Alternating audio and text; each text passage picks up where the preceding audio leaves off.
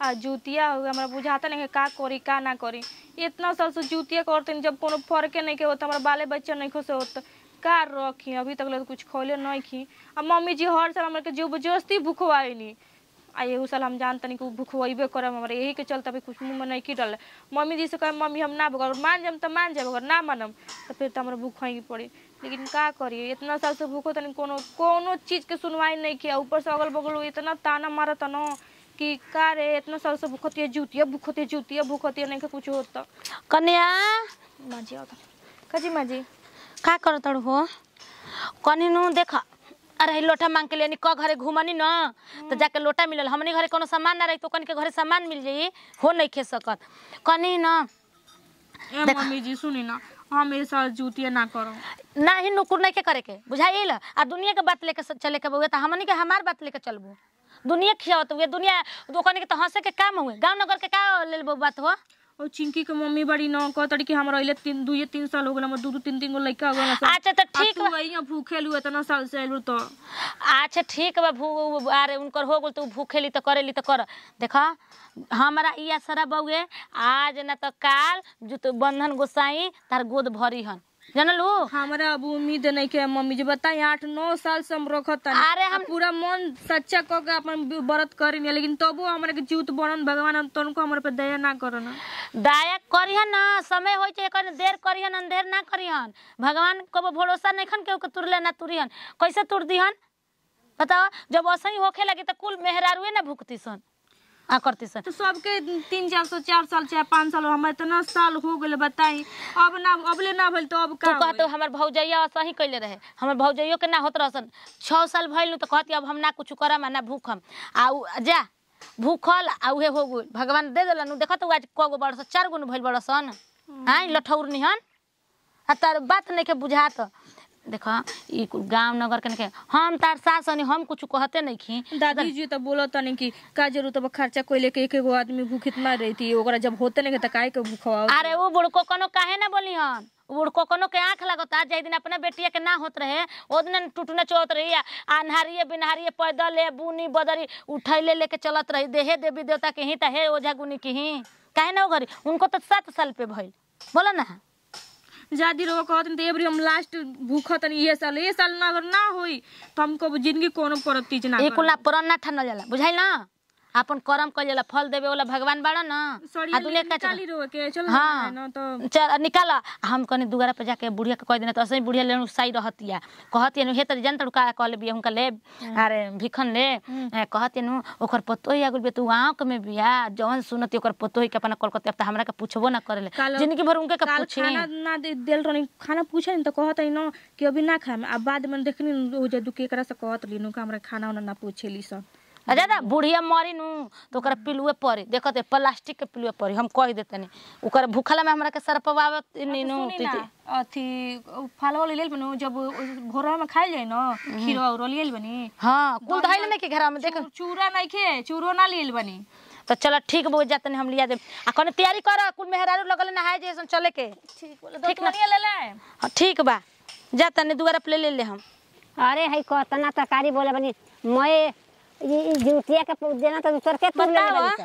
हमरा के कोई नहीं अब ई कैसे बाड़ी छोड़ के चल गई नहाए ये कहाला है ये नहीं खे अजिया मां बे मैं तरकारी तुरा बोलबा। हां अरे है तरकारी का दुख बा मैं तू ले अरे छोड़ दी हो जाई तने में हो जे ना का करे के मेधे नु करे के बा है तरकारी है 4 गो बउए कम बउए आ कने हिली दतवनी ना ले हम द धरी तुर के देतनी आ कने चले के नहा के। हां चले के चला जा कनी नु जानत नहीं उनका घरवा गोई नहीं उनकर पतोहिया के कहे के आ भागुल बे दोसरन के मेहरारून संगे जी दोसरन के वो महलवन के चलो चल जा हमनी का छोटकी का कह द घरवा रहो का जी का कहतनी मां घरवा उ ना जाई का ओहो भूखल बिया तो भूखल बाली तो कहत बाल बच्चा नहीं खे तो कैसे जाई हम बाल बच्चा नहीं खे ए हम रौरा भुला के बतियनी जब रौरा बुची के ना होत रहे तो कैसे रौरा भूखवावत रही त नहैली पे आई त भूखल त भइनु तब लिया ला तब जीवतिए माई के रौरा हरदम इति करना ओनिए कहां जाई ना लब लब करी ना गिर और जी हेने चली हेने लाई के जुतिया माई दिहा तो हमरा खुशे न बा रहब। देखी हमारा भी जौन बात कहत नीनू तो कही हमरा पतोई भी बात मत कही और कहत तो कर दुख नु लगता हम समझ हमर सास नहीं उना ने समझी ना ना चल आज के बाद मत कहम तो कर बाल बच्चा ने के तो ना भूखी ना करी। चलो ना लिया अच्छा ई बताई आका जने भूखते भी आज तो गम बंधन गोसाई हनी दे दे हम तो इथि हो जाई खराब हो जाई रो जुतिया माई दे दिहा तो बढ़िया न बा। ठीक बउए चल आओ तनी कुल कपड़ा पड़वा ले मैया अपनी लहरिया मोमी दूत सातोरे छीनी लियालून हो ए गंगा मैया अठावे गरब अवतार तो से हो के भरोसा नहीं के ए गंगा मैया अठावे गरब मुहवा धोए के नहीं खे ए तिवाई चुप हो खा रोई हो ए गंगा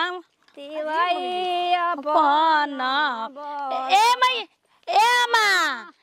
चल हे नहीं चल जो होने ढेर भीड़ हो खल बानी जुतिया बरतिया गंगा मैया को सुनी रे गंगा मैया हो सुनी अरे गोदिया में दिया गंगा मैया रतिया रतिया पूरा होई रोवेली बाजनिया मेरिया बरतिया करे से होई बरतिया कैसे होता वो पागल हड़ू आई चुप रह हम गीत गइबे ना करब तू रोइबू त जान लिया ना जी गाई तू रौरा गाई जी ये गीत ना गावे हमर पतोई रोवे लागल ए हमर रौरा गाई अब गाई के त भगवान नइखन देले ताज न त कल दिहन न आई जुटो को रोवा तड़ू गाई रौरा अरे घरे घरे तुलसी लगानी तुलसिया तुलसिया जलावा धियानी अरे के लोभे गंगा घरवा होइनी अरे घरवा होइनी अरे घरे घरे तुलसी लगानी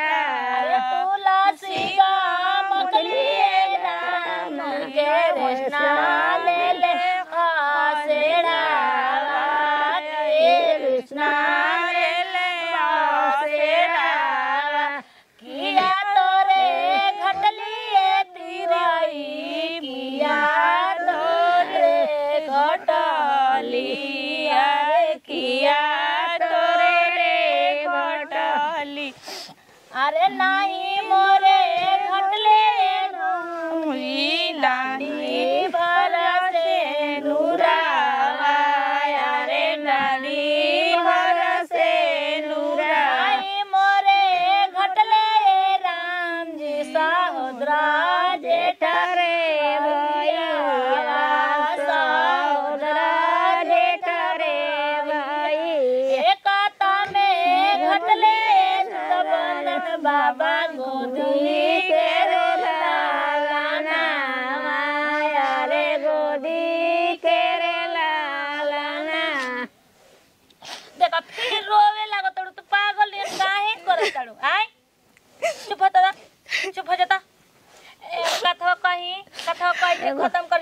एगो चीलू रहली एगो सियारिन रहली हां तो भूखा रहली जीवतिया हां हई ले ले तो जीवतिया भूखा रहली में ले ली